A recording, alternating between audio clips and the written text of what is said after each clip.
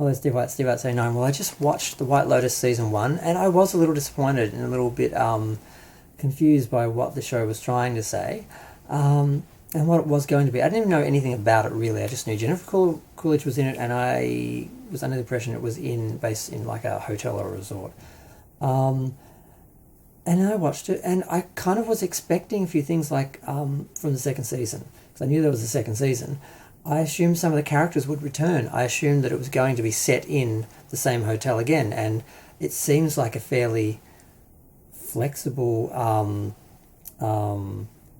situation where you just basically base the show at, this hotel, this resort, and then you just have new people come in, and that's, each season is, new guests.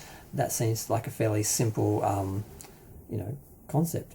But the second season, Jennifer Coolidge is going to another White Lotus in Italy. So it's another White Lotus hotel, and that sort of starts off saying, every time I come to a White Lotus, I'm like, oh, so it's a franchise, and each season is going to be set in a different country. So the sort of politics of the first season, which I sort of thought were going to be sort of what the show was about, they're going to be totally abandoned, because now we're in Italy with Italian people. There isn't going to be the race politics and the class politics and issues that they had in the first season, because it was in Hawaii. So it doesn't look anywhere near as interesting. Jennifer Coolidge thinks the guy she's seeing might be cheating. She's got an assistant with her.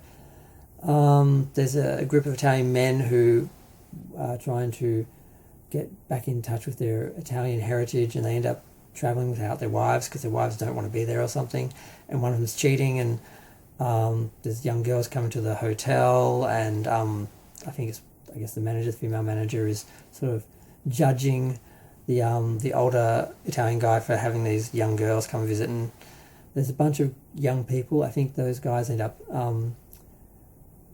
playing around with, I think it's a guy who's just married to and he seems to be cheating already. I couldn't quite work out from the trailer exactly what the stories of these people are, but it's definitely a different show. It's not a continuation of the first one, which I think kind of makes the first one not ambiguous, but sort of less poignant, because the things I thought maybe were trying to be subtle and clever, I think they were just throwaway things or unconscious things. So didn't hugely like the first season. I think it was kind of racist, and unless it was really intentional but trying to be subtle about it, otherwise I think it was just the writer, director, I think Mike White was his name, just being totally oblivious to his own white privilege and just writing about that, because too many times I felt like they were defending the white people's actions and, the rich privileged people's actions, when it really shouldn't have been. It should have been, denouncing them as the vile sort of people that they are. I didn't really do that. So I'm not looking forward to the second season. I'm going to watch it just to see what they do with it.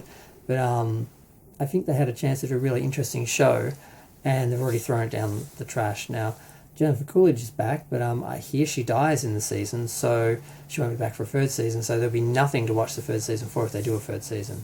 So that's my little review of the trailer. It's shot beautifully. It's probably going to be well done on many levels, but I think whatever point it had in the first season, it's lost, and